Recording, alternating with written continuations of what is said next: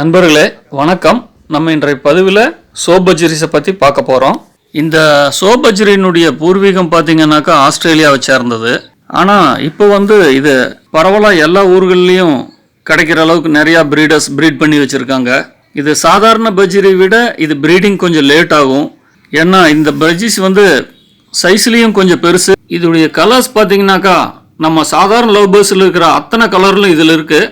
முக்கியமாக அந்த blue grey இந்த கலரெல்லாம் பார்க்குறதுக்கு நல்லா அழகாக இருக்கும்.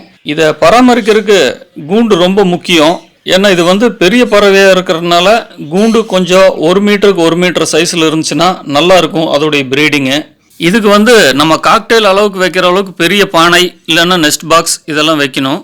இதோடைய உணவு முறை பார்த்தீங்கன்னாக்கா மற்ற பேர்ட்ஸுக்கு வைக்கிற மாதிரியே இந்த கலப்பு தீவனம் மற்றும் தினை, சூரியகாந்தி, முக்கியமாக இதோட கூண்டுகளில் கடல் நுரை நீங்கள் வச்சே ஆகணும். அப்போ தான் இதனுடைய முட்டையெல்லாம் கொஞ்சம் ஹெல்த்தியாக இருக்கும். ஏன்னா இது சராசரியாக ஒரு 3லிருந்து ஒரு 6 முட்டை வரைக்கும் வைக்கும். இது நம்ம சாதாரண லவ் பேர்ட்ஸ் வளர்க்குற மாதிரி எல்லாம் நினைக்க முடியாது.